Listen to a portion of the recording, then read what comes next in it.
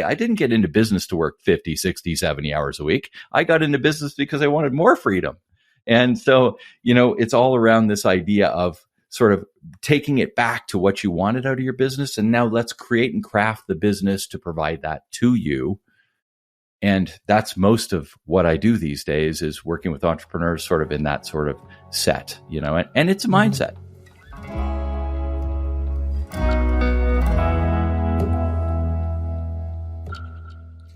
Hey everyone, welcome to episode 62 of Business Therapy, a show about exploring the intersection between mindfulness and business. Every week we sit down with business professionals from all walks of life to discuss how business success can always be balanced with a conscious and grounded perspective. This week we have Pete on the show. Welcome to the show, Pete. Hey, thanks so much for having me, guys. I'm really looking forward to spending some time with you and, of course, with your audience. Absolutely. Yeah, Pete comes to us with a lot of his own unique business perspective. We're interested to get right into that. And I think to do so, I'll go ahead and turn it over to you, Pete, and say, why don't you start with a little bit of an intro about yourself, your background, and your business, and what we want to talk about today. Yeah, cool. Well, long story short is I've been an entrepreneur pretty much all my life. And so I bought my first franchise back in 1994. And here we are, 2023, and I'm looking back, and that business still is going today. It's not a franchise anymore because I went through the process of defranchising it about 25 years ago. But it's still going, still strong, and it's going to experience its 30th anniversary in 2024. And I look back and I say, geez, it's interesting how quickly time goes, but through all of those that was sort of the first real business. I had some smaller businesses growing up, little landscaping stuff through university and all that kind of stuff. But along that path, I ended up getting into another business, and I've almost always ran a couple of businesses at the same time, almost all my career. And so I got in another business, and we bought an underperforming cleaning franchise, and it was doing about 30, it had about 30 customers when we bought it, and we sold it 10 years later. It had 300. And so we 10 times that business. Around 2009, I went back to school, took my executive MBA, and decided I wanted to go to work in big business. But that's when the crash happened and all of that kind of stuff. I became a business broker, helping people buy and sell businesses. So that was sort of a piece of my life as well. And that's where I found a business that I still own today. And it's called Shoetopia. And we have a couple of shoe stores here in just outside. For those of you, or if you're listening from Toronto, you'll know where Fergus and Mount Forest are, but if you don't, it's about an hour outside of Toronto here in Canada. And so we have a couple shoe stores there, an online store, and all that kind of stuff. But I spend most of my time these days coaching other entrepreneurs, and that's Simplifying Entrepreneurship. And that's the name of my coaching business. And I work basically 4 days a week, let's say. I work my 1 day a week or so with the shoe stores, and the rest of my time I spend helping other entrepreneurs, having conversations with great people like you guys, all around the troubles and trials of entrepreneurship. And today we're going to talk, I think, a little bit about the 5 Ps. And I say, turning your frustrations as a business owner into freedoms as a business owner, because my philosophy around being a business owner is that when you decided, or if you're in the process of deciding, but for those of us who are business owners, you kind of have to go look back every now and then and say, why did I get in business? And usually it's because you had these dreams, this vision, these goals of a better life. Well, what was that better life? It offered you some kind of freedom, whether it's the freedom to make your own choice, the freedom of time, the freedom of a relationship, all those different freedoms of why maybe you didn't want to work for somebody else and be told what to do, and why you were okay with the risks and the rewards associated with being a business ownership. And what happens, I find, with a lot of my clients, because they've been at it for a few years, they probably have more money now because, those first startup years, it's a little, you're cash strapped and all that kind of stuff. But, most of my clients anyway are at a point where they have a bit more money, but now they're kind of rewinding and saying, hey, I didn't get into business to work 50, 60, 70 hours a week. I got into business because I wanted more freedom. And so, it's all around this idea of sort of taking it back to what you wanted out of your business. And now let's create and craft the business to provide that to you. And that's most of what I do these days, is working with entrepreneurs sort of in that sort of set, and it's a mindset. We definitely want to get into that, and it definitely dovetails with a lot of advice we give on the show about getting back to the original energy. But how did you get into it? How did you get into helping other entrepreneurs? What made you want to do that? Yeah, it's just been a lifelong thing, Jonathan. People around me have always kind of come to me for advice and have always said, "Hey, you got a few minutes? Can I go over this with you? And what do you think about this?" And other friends and just acquaintances and people that I've known through a variety of businesses that I've owned, because like I said, we've had construction business, cleaning companies, retail businesses. I've done a lot of different sort of things. So people will come to me and ask me, their opinions and a variety of different things. And a few years back, I said, I'm actually going to flip the switch here, because I do have my business running on rails at Shootopia. We will flip it into the 5 Ps. I'll just kind of give you what the 5 Ps are that we'll probably dig into a little bit. But I do have the first P is my promise.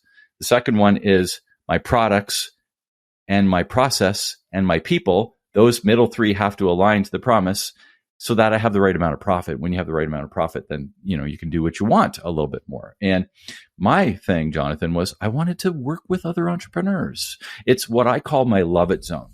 And, I've got this whole framework around love it or leave it. My love it zone. Love it zone. It's what I love to do. Right. And so we have shoe stores, and I love to sell shoes too. But, for the most part, I want to be working with other entrepreneurs and helping them through, because sort of my global vision of my life and what I want out of my life and what I'm trying to do from a business standpoint is that it's my belief that entrepreneurs are the backbones of their communities. They're the ones that help with, any fundraising activities, put a wing on the school, get a new playground going, all these different things. They're the little league coaches. They're the ones that run the churches, all of the different things. If you give something to an entrepreneur, it usually gets done. And it's my belief that if I can do something from helping them through some of the frustrations and some of these issues, working through the things in their business that will give them either more time or more money, that they will take a portion of that and give it back. We've seen it so many times. So in my philosophy of doing this, if I can free up time and money for that entrepreneur, they're probably going to give a portion of that back. And in some small way, I've helped that community. And that's sort of a legacy thing for me, and sort of a guiding principle of one of the reasons why I coach, Jonathan. Mm-hmm. Can you expand on Love It Zone? For sure. So the Love It Zone. Really, when it comes down to it, there's I don't know, you guys, it's a sort of all around mindfulness and stuff too. But when I think of the Love It Zone, here's how you can feel the Love It Zone, which I think is an interesting thing. If at the end of your day, whatever it is you're doing in your business, and I'm talking to you, the listener, if at the end of the day you're feeling like you're completely drawn out, you're completely tired, and you're ready to be done, then you're probably not working in your Love It Zone. Your Love It Zone generally gives you energy, doesn't suck it from you. And that's sort of at the very base level, that's the way to know if you're working in your Love It Zone. So these conversations, Sam and John, like these conversations for me give me energy, right? Sitting down at my desk, typing in QuickBooks and bookwork and all that kind of stuff, woof. That's like draining as can be for me. I'm good at it. I'm trained for it. I've got 2 business degrees. I'm actually quite good at it. And when my bookkeepers at work need sort of some advice, they come to me for it. But it's not something that I like to do. Just because I'm good at it doesn't mean I should be doing it. It's not what I want to do and love to do. And does that fit in the 5 Ps? Well, it does, because, there's the 5 Ps. So do you want to sort of kick off the idea of the 5 Ps? Sam, you had some intro. No, before we kick in the 5 Ps, though, one thing you mentioned I did want to ask a question on, which is when you talk about people bending toward entrepreneurship because they want freedom, I find this to be a very interesting concept. How would you describe from your perspective, what freedom is? Freedom from what? Where do people feel like they're oppressed? What is that pressure that you're referring to? Well, it's not freedom from as much as it is freedom to. Maybe it's freedom from, but the real power is freedom to. freedom to do what you want to do, as opposed to running away from something. Mm-hmm. Running away from something is not the reason to get into business, in my opinion. So that's a reason that you've got to dig deep if you're running from something and you just decide, well, maybe I'll be an entrepreneur. Those are the ones that usually fail. So go ahead, John. In that area, though, freedom, it could be a matter of perspective. So it always is. It's okay. Personal. Freedom is always personal. So when I look at freedoms, it's like, what's the freedom of my health? What's the freedom of, do I want to be drawn out and overweight and all these different things that happen when you're working 50, 60, 70 hours a week? And, do I want the freedom of relationships? Do I want to be home for supper at night? Do I want to, I'll give you an example, guys. My father passed away this past fall. Okay. Oh, sorry. And, we knew it was coming. He got diagnosed about, 9 months earlier with terminal cancer. And he was an older fellow, he's in his 80s. But at the same time, you don't want your dad to die, right? So I live about 5 hours away. I'm just in the Toronto area, about an hour outside of Toronto. They're back in the Ottawa area. And so it's not exactly next door. But at the same time, I made a commitment to go back and see my parents in the Ottawa area between 3 and 7 days every month that year, right? And I've been going back, say, once a quarter because, I love my parents. I want to see them and all that kind of stuff. But I wanted to be there with more of a regular rhythm to help my mom and dad through this time. If I didn't have my businesses running on rails, I would not have had the time freedom, and I would not have had the relationship freedom, and I would not feel good about going to do what I truly wanted to do, which was be with my parents during that time. Those are the kind of freedoms I'm talking about. That's a deep one, right? Mm-hmm. But had I not already had my business running with the right process, with the right people in place, with the right rhythm, aligned with the promise, and had the right amount of profitability in my business, I could not have done that. But that's what I truly wanted to do with my life. That was my freedom that I wanted. So at the end of the day, my dad's passing was a very sad time. But the win for 2022 was the fact that I was able to spend about 30 days last year with my parents through that time to guide them and help them as much as I possibly could and be with them through that time. And the rest doesn't matter, right? 100%. I mean, what a blessing. What would you say to a person who wants to start their own business? They're in a job though, and then they're worried about the lack of freedom of having to worry about revenue coming in, as opposed to just the freedom of a paycheck. Or in the example you just raised, being able to go to an employer and say, "Hey, I have a family situation. I need some time off," versus I have a business, and if I leave, if I haven't gotten it on rails yet, so like that perspective on relative freedom. Yeah. And some businesses, and they usually call them practices. And so if you have that sort of idea in your mind, you probably know what a practice is. And most of them are like dentists, doctors, osteos, all these people. Lawyers. Basically, if they are out of the office, there's no revenue coming in, right? Unless they have a bigger team. And that's why we see a lot of these group type ones and all that kind of stuff. But if you're a solo practitioner, it is you. And you have to be okay with that, because there are some freedoms that will be taken away if you're the solo practitioner. As a coach, I have coaching duties. And so when, before we hopped on this, I mentioned to you guys that I usually work hard for 3 weeks and I work light for 1 week. That's a rhythm that I kind of like doing. Well, that light week, I still have some coaching duties, right? And here we're on this call because this was the time that you guys had available. And I was like, hey, you know what? I can pop that in because I had to coach last hour anyway. I can pop that in on my lighter week this week. And that's okay with me because most of my week I've had a nice light week. But at the same time, you can look at scheduling things as much as you can for rhythms around if you're a practitioner. And just here's the thing. If you don't schedule your free time, it will be scheduled for you. For sure. But the distinction of freedom is not necessarily to be found in entrepreneurship versus working for yourself, or do you generally see entrepreneurship as being more free? Depends on how you set it up, Jonathan. Okay. Yeah. So it's relative. Got it. Yeah. Because I know a lot of entrepreneurs that, and this is the thing with startup, and especially when you're getting going, right? It's like most people don't have super deep top pockets that they can just hire everybody off on day one, right? The reality of it is that you have to do a lot of the stuff. What I found over the years and over coaching so many entrepreneurs and talking to so many people is that it's hard to get out of that habit once you've developed that habit.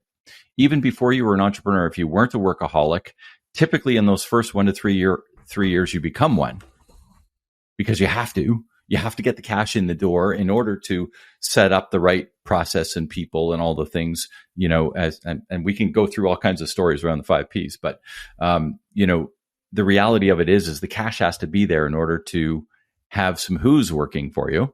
And until then, it's you. And here's the other thing. Even when it is you and you start having some people, a lot of people have issues with assigning accountability, and they won't allow accountability, right?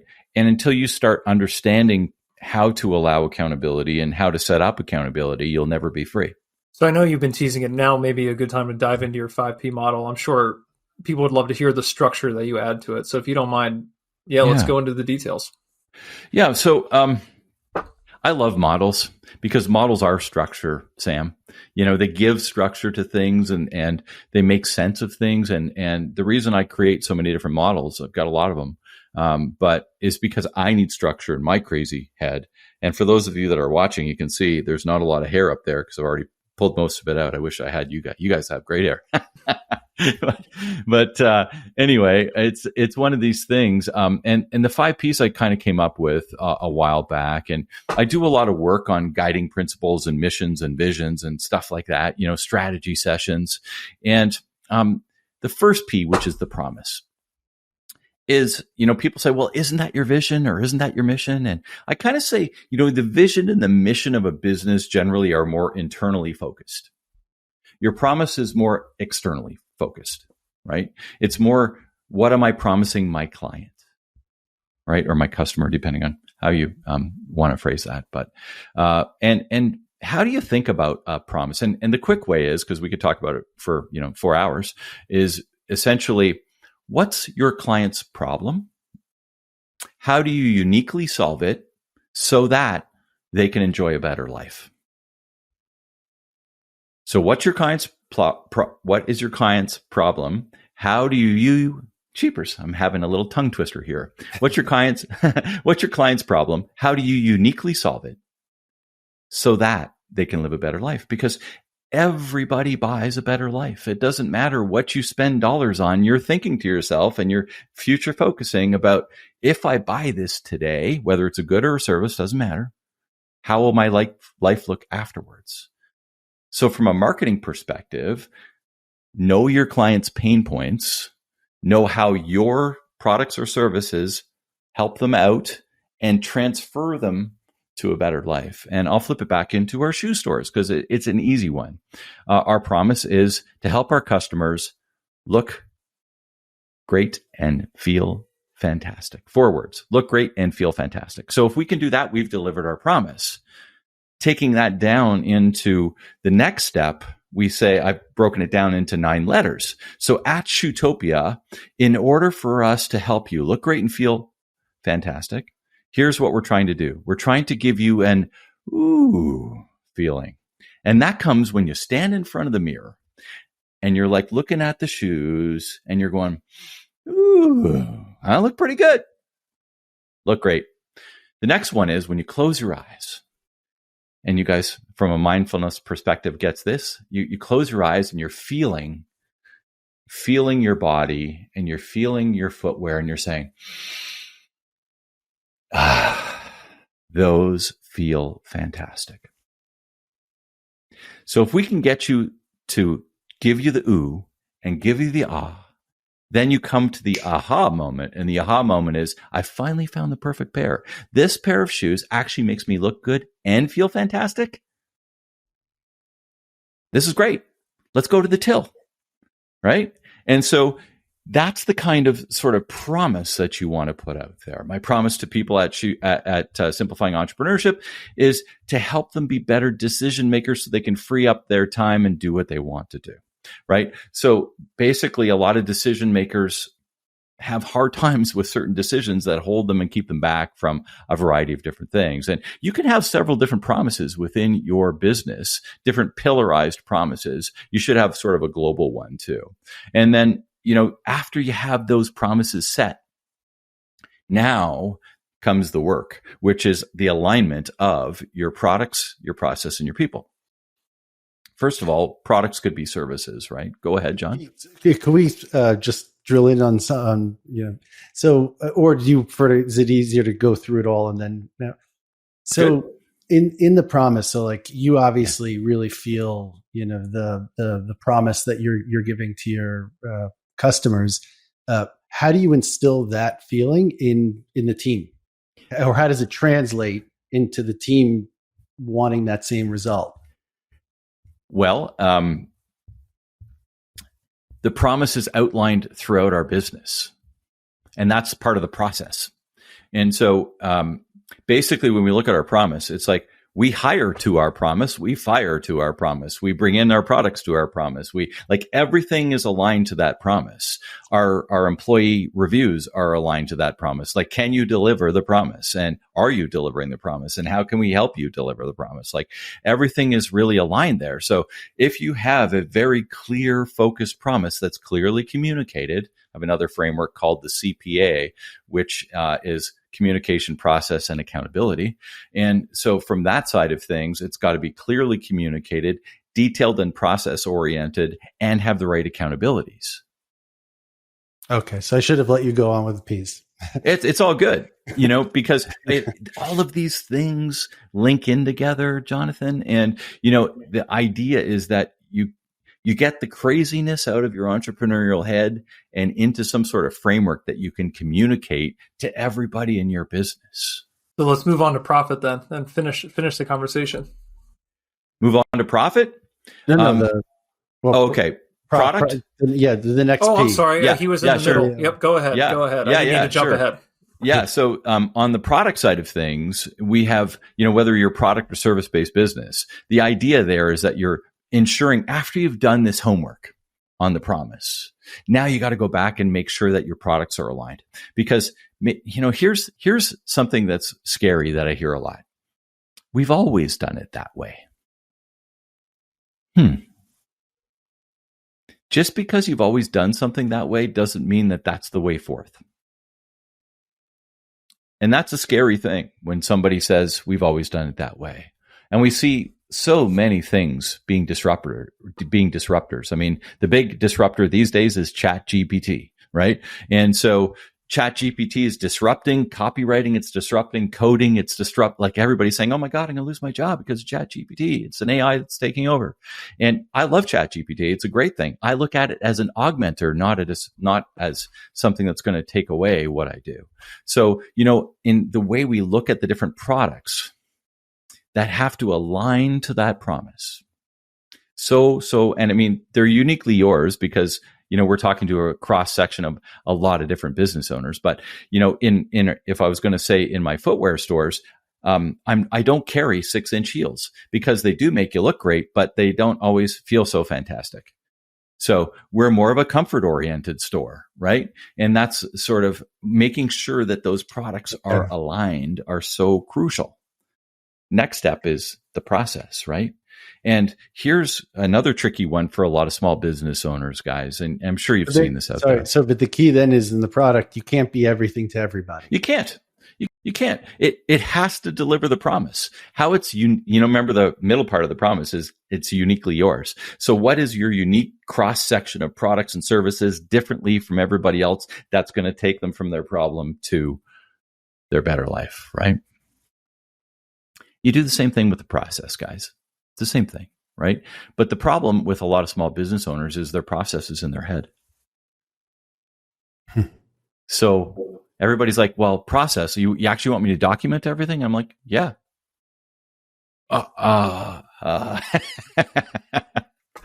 Well, it's got to start somewhere. So where does it start? It starts with the lowest hanging fruit. You start documenting, how do we answer the phone? How do we open the store? How do we clean the toilets? Like simple documentation. But if you don't document that stuff, the next person that gets assigned the accountability may not do it the way you need it done. And then you're retraining again and things aren't right and everything goes weird and you're not delivering your promise the way you want it to be delivered. It's out of whack.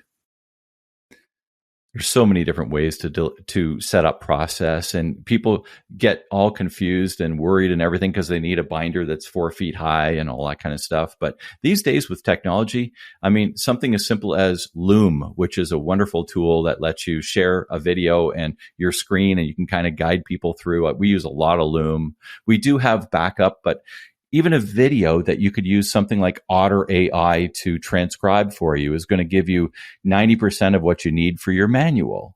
So, there are a lot of great tools today that will help you create what you need for process.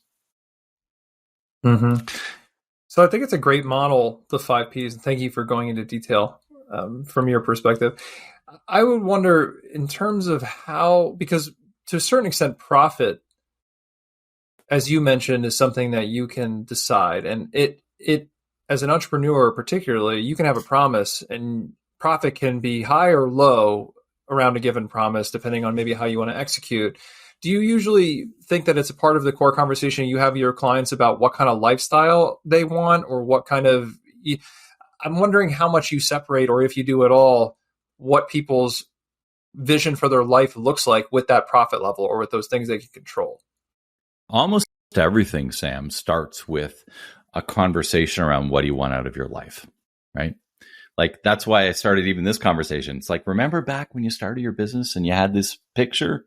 So I like to take all of my clients back to that because that's the starting point to have clarity around what you're going to need from your business, right? Mm-hmm. And if you're not getting that yet, then we go to work on saying, okay, well, if we do this, what levers does that tweak? And if we do this, what does that tweak? Maybe you'll make less money this year, but maybe you'll make more next year. Like, all of those things come into the sort of modifying of the business that needs to happen in order to create the life and give you the life that you want. Because you know what?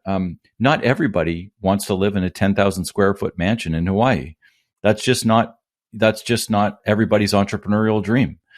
Some people would prefer to, be spending more time working at the Humane Society while giving, having their business work for them and provide what they need so they have the freedom to do something else. I mean, that's the beauty of business ownership. You have the choices of doing what you want to do with your time when you're a business owner, right? What we need to do is we need to get that business in a position to deliver that to you, whether it's more time, whether it's more money, whether, do we need to grow this area? Do we need to take money out to start something else? Like, all of those different things come into the play, but they're all at the creative freedom of the business owner themselves. So that's the real most important piece, is to go back so that they can truly understand what they want out of their life. Because until they truly understand what they want out of their life, they're going to have some friction with their business, because, we talked about it a little bit before. Your time will be taken by things that you don't want it to be taken by. Right. And you also mentioned earlier this concept of, if you're just running away from something, if you're starting your business because you're running away, then your life, the vision for your life would be, I assume, shallowly substantiated or insubstantial. And thus you would say this business is likely not going to work out. Do you have to give a lot of coaching on that level to people who say, I want to start a business, I just want to make a ton of money? And if you get a feeling their intentions are not there, or that they're not well thought out, do you then counsel almost, because you can't have a business like what you're saying if you can't get a life vision that makes sense, I think. I'll just be quite frank, Sam. I would know that in a discovery call with them, and I probably wouldn't take them on as a client because there's not much I could do for them, and that's just not who I coach to. So who let's just pause there. Who don't you coach? People whose life vision is just to make a lot of money? Yeah. And are in the startup phase and have never ran businesses before. that is a different coach than me. Yeah. I would suggest on that discovery call that I was probably not the right coach for them. Yeah, we probably would suggest that there isn't a coach that could help ultimately solve that riddle for someone. Yeah. So, I mean, like, I think that's part of our duty too, Sam and John, as coaches, is to tell people I'm not the right fit, you know? And, I don't have a problem doing that because I don't need to coach. I coach because I want to coach. And if I'm not going to get the energy and the excitement of working with a client, then I will just choose not to. Yeah. It wouldn't fit within your promise. It just doesn't work for me. I mean, I'm very clear about what, like, I know what I want to do, and what I can do. And if I feel that I can help somebody and help them through their frustrations to get more freedoms, then I'm all in. But if I don't feel that, then I'll just tell them, either maybe if I know somebody that might be a better fit for them, I'll refer them. And if I don't, I'll just say, what, keep looking, and I'm probably not the right one for you. Yeah. And we talked a little bit about the 5 Ps too, because it's as much as it's important to attract the right fit, it's also just as important to repel the wrong fit. Yeah. In all of our businesses. And I think that's right. And I think that's great to set those kind of boundaries because it's not going to serve them or you. But what I find more fascinating that I want to highlight here, and I'd love to get your perspective on, is that the 5 Ps and a lot of this great supplemental or enabling thinking for business owners, you have to have a life vision has a certain level of maturity or has a certain level of substance before that can be applied. And I think for a lot of people, when they hear freedom, when they hear business or becoming an entrepreneur, their goal is to be successful. And success a lot of times can be very simply put in, we want financial success. We want to be able to buy what we want. We want to be able to do what we want. But I find it very fascinating that your response to somebody who's thought about it to that extent is, I don't think you're coachable yet. So, and I think that's perfectly valid, but I want to get your take on, do you just feel generally you need to be at a certain point of maturity in your life or have a certain level of self-awareness before you can even enter an entrepreneurial venture? I mean, I started my first business when I was about 14, cutting grass and doing all that sort of stuff. And so no, but at the same time, it depends on what the goal of the business is, I guess. I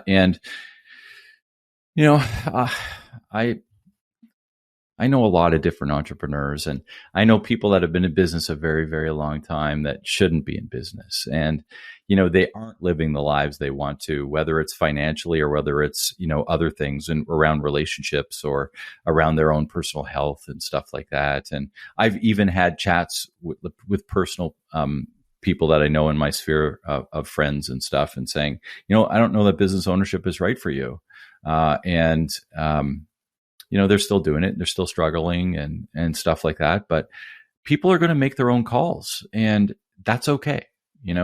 If they're okay with the way things are, then they're going to do things the way things are. And as coaches, we don't run the race as coaches. We're there to be their coach. If you think of it from an Olympic standpoint, and you have whomever, Andre DeGrasse running the 100 meters, it's his coach isn't running the 100 meters, it's him. Yeah. And if that person isn't willing to take the action and advice and go through the conversations and go through the deep think and go through the strategy and do all the things they need to do, and basically sometimes it's even just get off the couch, right? Mm-hmm. Then they're not coachable. And I have released people that are not coachable as well, because it's like, listen, we've had these conversations many, many times, and if you don't want to kind of do these things, and I'm not the right coach for you, I think you need somebody else to help you out, because I'm not getting you ahead. When we had that first call and you told me you wanted this life, you're not doing any of the things in the middle piece to get you there. And the difference between a coach and a consultant is coaches don't actually do the work, consultants do. So If you're looking for certain things done for you, then you hire a consultant. You hire a marketing company if you don't want to do your social, and the marketing company will do the social for you. But if you're looking for a social coach, which I am not, then you hire a social coach and they train you and teach you and guide you and all the other stuff around how to be good at social, but it's you doing the social. That's what a coach does. Yeah. So a lot of people hire coaches sometimes thinking that it's a done for you model, but that's actually a consultant. And I don't even know if hiring a consultant is going to get the job done a lot of the time. Well, that's another issue. Yeah. I have one question. How would you define freedom? So like we gave examples of what freedom is not. And, like I'd love to be free to eat chocolate all the time, but that's not real freedom, cause that's, now I'm beholden to needing the chocolate all the time. So, John, I think freedom is unique to every single person. And, my freedoms and your freedoms are different, and that's okay. But what would be a commonality between them? Well, typically when I look at the freedoms of life, the freedoms of life to me are the freedom to live the way I want to. So, I want to be able to move the way I want to move, and the flexibility of actually having my personal body in shape to do what I want it to do. If I don't have that, the freedom of my mental health and the freedom of my physical health, the other ones kind of aren't as good, right? Because personally, I have to, and I'm not ripped. I'm not sort of like super, all of that stuff, but I do watch my health, and I am conscious about all of that sort of stuff, because I know if I'm not mentally and physically healthy, I can't have a healthy life.